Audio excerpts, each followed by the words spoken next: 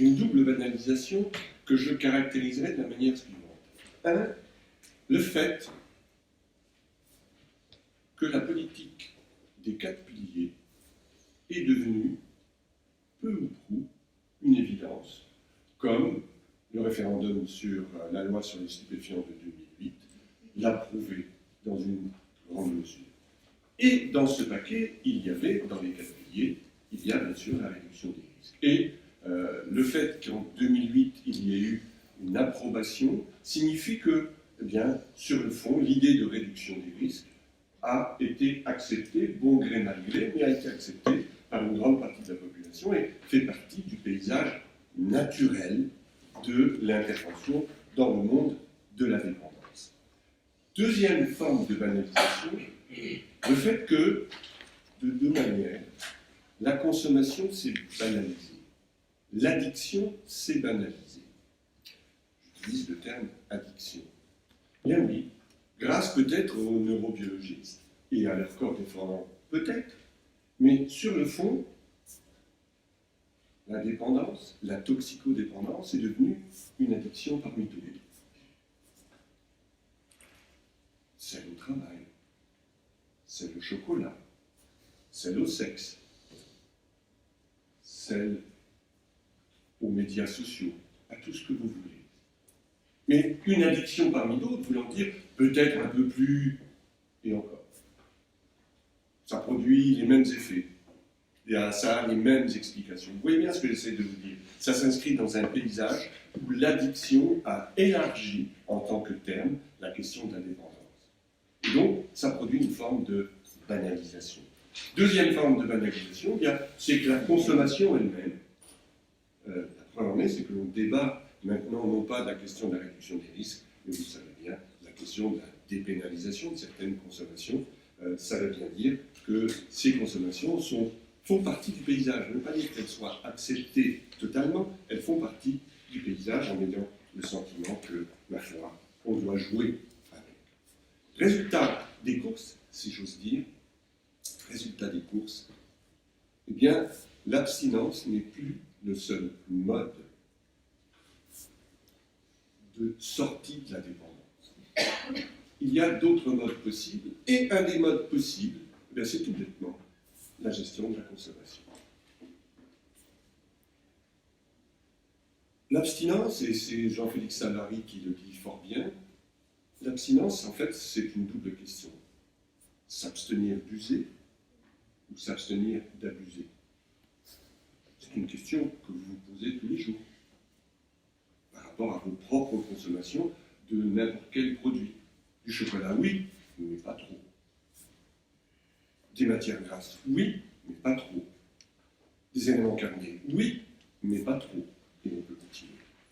Donc, la question n'est plus véritablement de se poser doit-on ou ne doit-on pas, c'est jusqu'où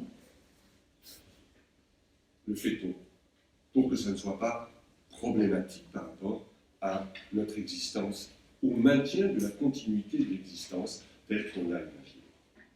Alors, il me semble que pour toutes ces raisons, la question de la gestion est devenue une question à la fois politique, à la fois professionnelle et à la fois sociologique. Alors, je vais essayer de définir dans un premier temps qu'est-ce que ça veut dire gérer. Et entendez bien que gérer, je dirais, gérer n'importe quoi. Qu'est-ce que ça veut dire gérer? Et puis ensuite, on pourra gérer sa consommation, comme gérer son revenu peut-être. Mais qu'est-ce que ça veut dire gérer sa consommation? Il me semble que la première chose que l'on doit considérer, c'est que lorsque l'on parle de la gestion de la consommation, eh bien, il ne faut pas raisonner en termes de oui ou non. Réussite ou échec. La gestion, il faut la considérer comme plurielle. Il faut considérer que la gestion, ça présuppose d'abord une pluralité de compétences qu'il faut mobiliser, et deuxièmement, que ça représente une diversité de modalités. Il y a différentes manières de gérer. Il n'y a pas une bonne ou une mauvaise. Il y a différentes manières. Alors, je vais essayer de le caractériser, puisque j'ai peu de temps, je vais essayer de le caractériser de manière simple par quelques éléments. Il me semble Parler de la gestion, c'est évoquer trois registres. Le registre des règles, le registre du cadre et le registre du sens. Le registre des règles, gérer, dans une certaine mesure, c'est tout simplement fixer des règles préalables à la consommation, qui accompagnent la consommation. Des règles qui sont relatives, tout bêtement, à la maîtrise des préalables. Vous ne voulez pas consommer trop de chocolat, donc vous n'en achetez pas et vous n'en stockez pas chez vous. C'est une manière de définir des règles. Alors, si vous m'offrez du chocolat, oui, je veux bien. Vous êtes d'accord pour consommer du chocolat, mais simplement, vous allez avoir une certaine exigence sur la qualité du chocolat. Du chocolat, oui, mais pas n'importe lequel. Préférez le noir, donc pas de blanc. À gauche, pas au lait, et on peut consommer. Vous voyez bien ce que j'essaie de vous dire, des règles préalables qui font que, en quelque sorte, vous définissez ce qui fait que votre consommation pourra être admissible pour C'est la deuxième fois de mon existence que la lumière s'arrête quand je fais une conférence. La première fois, c'était en Chine, et j'ai eu le noir total. J'ai dû continuer dans le noir total. Je peux continuer si ça me dérange pas, mais au moins, je continue à vous voir. Ah, voilà. Donc, c'est vous qui n'allez pas pouvoir peut-être bien percevoir. Comme quoi, vous voyez, il y a des thématiques qui provoquent le déchaînement des éléments. Donc, je continue. Ben oui, continue. Ouais, je continue. Ok. Donc, la première idée, c'est définir des règles. Des règles comme des préalables. Je vous disais tout à l'heure, l'accessibilité au bien que l'on veut consommer, la nature du bien en tant que tel, les occasions. Moi, j'aime bien manger du chocolat, mais quand je suis tout seul devant la télé, ou au contraire, partager le chocolat avec des amis, vous voyez ce que je veux dire. Deuxième type de règles, des règles sur, en quelque sorte, ce qui évite les effets négatifs de la consommation. Et c'est pour tout. Manger trop de chocolat, on a mal au ventre, on se sent un peu patraque. C'est la même chose quand on a un peu trop travaillé, on se sent un peu épuisé, on a abusé de travail. Vous voyez ce que j'essaie de dire? L'idée, c'est qu'on se donne des règles qui ne sont pas les mêmes pour chacun, parce qu'on n'a pas la même capacité à endurer le travail ou la même capacité à digérer le chocolat. Deuxième registre, le registre du cadre. Moi, j'ai toujours en tête une phrase que donnait une chercheur qui travaillait sur la consommation d'alcool des dockers dans le port du Havre. Et les dockers étaient sollicités parce que, ma foi, ils avaient comme habitude ou comme tradition d'être des gros consommateurs, qui ingéraient une grande quantité de produits. Et elle, la chercheuse, Véronique Mernon-Grapp, essayait de comprendre ce qu'était pour les dockers, ce qu'était le fait de boire et le fait de beaucoup boire. Et surtout, qu'est-ce que c'était que trop boire?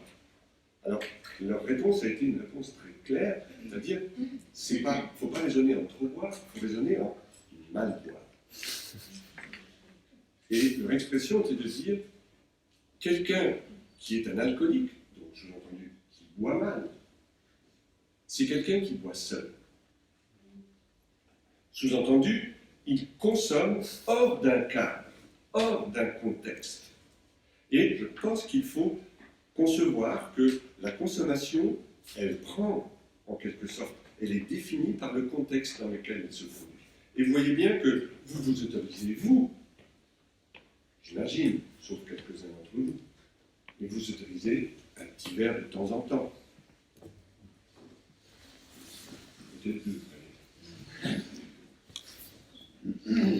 Mais je vous mettrai, je ne vais pas vous demander de lever la main, bien sûr, hein, mais je doute qu'il y en ait beaucoup qui, ce matin, avant de venir, aient consommé un petit verre de vin blanc pour se donner un peu de courage. Vous m'entendez? Vous comprenez bien ce que j'essaie de dire. Ça n'a pas de sens pour vous. Non pas de boire un verre de vin blanc, mais de boire un verre de vin blanc à 7 heures du matin. Donc, consommation, en quelque sorte, le cadre est un élément important de la gestion. Vous gérez parce que vous dites qu'à partir de telle heure. Moi, j'ai fait, pendant ma jeunesse, j'ai travaillé longtemps, mais à un moment précis avec un grand sociologue, vieux que moi, qui m'avait accueilli chez lui pour travailler pendant un mois sur une recherche. Et pendant un mois, il a toujours eu cette règle, mais pendant un mois, je l'ai expérimenté, jamais avant 19h, mais jamais après 19h. Sous-entendu, ce n'était pas de la même chose. On travaillait de 7h du matin à 19h. Puis à 19h, on arrêtait de travailler. Et on commençait à faire un grève. Et c'était sa règle. Jamais avant, mais de la même manière, jamais après. Après, je ne travaille plus. On passe à autre chose. Autrement dit, il y a des éléments de cadrage qui permettent de dire, si je veux avoir des idées claires, c'est ce que vous faites. Vous n'avez pas trop bu hier soir non plus, parce que vous vouliez avoir des idées claires pour m'écouter. Donc, l'idée, c'est bien définir un contexte, en quelque sorte, qui rend la consommation normale, et un contexte qui fait qu'elle est anormale. De temps en temps, vous vous accordez un peu d'anormalité, mais pas trop. Pas trop souvent, c'est ça que je veux dire. On ne sort pas trop souvent du cadre. C'est ce qui permet de penser la gestion. Et puis, troisième élément, c'est de produire du sens à la consommation. Pourquoi vous consommez? Pourquoi vous mangez du chocolat? Parce que vous aimez ça? Oui, mais vous pouvez vous en passer. Alors pourquoi vous le faites? Parce que c'est pas suffisant. C'est difficile des fois de donner des bonnes raisons. Parce que ça crée de la sociabilité de partager le chocolat. Ouais. Mais il y a d'autres moments où il peut y avoir de la sociabilité sans chocolat. Donc vous voyez ce que j'essaye de vous dire. Il n'empêche qu'il faut donner un sens à sa consommation et qu'il faut la justifier. Non pas pour dire, sur le fond, j'ai raison, simplement pour se donner des bonnes raisons. Et que ces bonnes raisons, elles ont un sens dans notre histoire, dans notre biographie, dans notre histoire présente, passée et future. La consommation de quoi que ce soit, ce n'est pas un épiphénomène, c'est un élément intégré de notre existence. Et partant de là, on lui donne un sens dans notre existence biographique. Un sens qui soit recevable, qui ne soit pas chaotique, dysfonctionnel par rapport à ce qu'on entend définir comme étant une bonne vie pour nous. Donc, vous voyez bien, et si on sort du sens, ça devient insensé. Et dès lors, il n'y a plus de raison de consommer. Est-ce que je me fais comprendre sur ces trois éléments? Très rapidement dit, mais c'est une manière de... vous n'allez pas consommer pour tuer le temps. Vous voyez ce que j'essaie de dire? Vous n'allez pas manger du chocolat, simplement parce que vous n'avez rien à faire. Et si vous faites ça, dites, mince, j'ai mal consommé. Et vous avez mal au ventre. Hein, j'ai mal consommé. Sous-entendu, je suis sorti de mon cadre. Ça n'a pas de sens. C'est pas consommer qui n'a pas de sens. C'est consommer de cette manière-là, à ce moment-là, pour cette raison-là. Et dès lors, vous voyez bien, gérer, c'est encadrer la consommation dans un univers de règles, de contexte et de sens. Alors peut-être, pour aller un peu plus vite, et pas déborder de mon temps de parole, je vais essayer de résumer cette idée de la consommation dans ce qui pourrait être quatre types de compétences. Une compétence, c'est une compétence métier. Ben oui. Gérer sa consommation, ça suppose une certaine compétence, on va l'appeler professionnelle. Compétence métier, ça veut dire s'assurer de la qualité du produit. Quel que soit le produit. S'assurer de l'approvisionnement.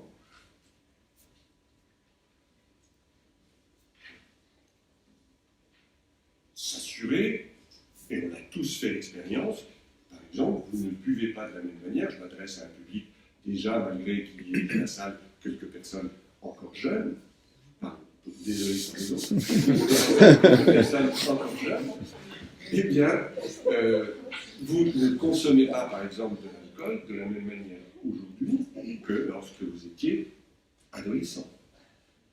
Simplement parce que vous avez développé un savoir métier de la consommation d'alcool qui fait que vous n'avez pas forcément diminué votre quantité, vous avez simplement réguler votre capacité à absorber une certaine quantité.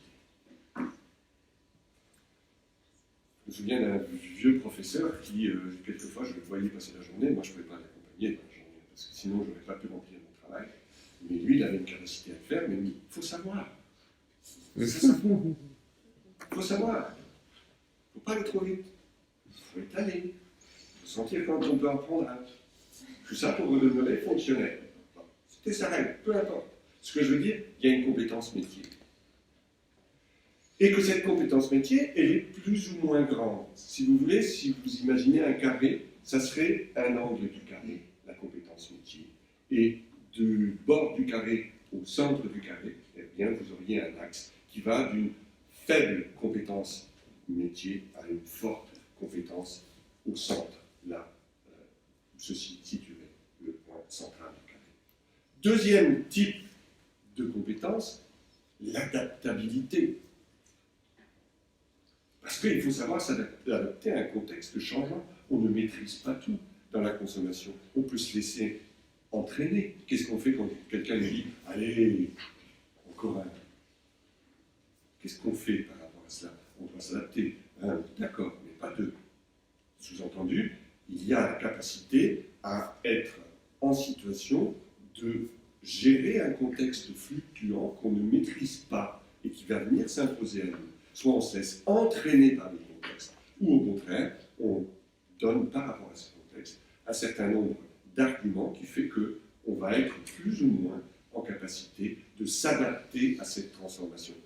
Votre dealer a été arrêté, comment vous faites pour vous approvisionner? Garantir la sécurité en termes de produits, de qualité du produit, en termes d'invisibilité de la transaction commerciale. Il faut bien que vous vous adaptiez. Ça aussi, c'est une compétence qu'on gère. Là aussi, deuxième angle du carré, de la moins grande adaptabilité à la plus grande adaptabilité. Troisième angle, l'angle des valeurs. Et c'est Robert Castel qui m'avait fait prendre conscience de ça, avec l'idée de ligne biographique. Il disait, il avait une formule très belle qui était qu'est-ce que c'est que quelqu'un qui est dépendant à n'importe quoi? Dépendant, c'est quelqu'un dont les lignes biographiques convergent toutes vers la même obsession. Nous avons tous plusieurs lignes biographiques. Nous avons plusieurs choses que nous suivons dans notre vie.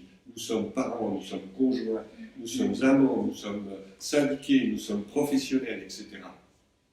Nous les faisons vivre, nous essayons de les rendre compatibles, mais ce qui est important, c'est qu'elles aient leur vie propre, ces lignes biographiques, dans une certaine cohérence dans notre existence.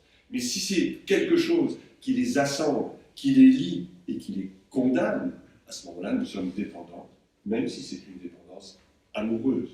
Vous avez fait l'expérience de la révolution amoureuse. Quand vous êtes devenu amoureux, ça n'a pas duré longtemps. Hein. Quand vous êtes devenu amoureux, non, c'est vrai, la ligne biographique amoureuse qui a tout bloqué, elle a tout bloqué pendant un certain temps, et après, la vraie vie a repris ses dessus, et vous avez appris à gérer la ligne biographique amoureuse à côté des autres, avec les autres. Et simplement là, bien, il faut comprendre que l'idée qu'il y ait des choses importantes dans la vie, en dehors de la consommation, et que ces choses importantes, en fait, ne sont pas forcément plus importantes que la consommation. Mais pourquoi y aurait-il de quelque chose de plus important que de consommer du chocolat? Je vous demande. Mais après tout, vous ne pouvez pas réduire votre vie à consommer du chocolat. Et là, la question des valeurs, c'est de se dire est-ce qu'il y a-t-il d'autres valeurs et comment on les combine avec le fait que l'on consomme quelque chose. Et cette idée qu'il y a peu de valeurs, ou quasiment pas d'autres valeurs que le plaisir de consommer le produit, au fait qu'il y ait une diversité d'autres valeurs avec lesquelles la consommation va devoir composer. Et là encore, troisième angle et troisième axe sur lequel on peut se situer plus ou moins de façon importante. Et puis le dernier, c'est le sens de la consommation. Est-ce que la consommation prend tout le sens, ou au contraire, est-ce que la consommation, en quelque sorte, s'inscrit dans une biographie, lui donne un sens, mais en quelque sorte est limité par le sens plus large de cette biographie. Et si vous imaginez cela, vous imaginez alors, si vous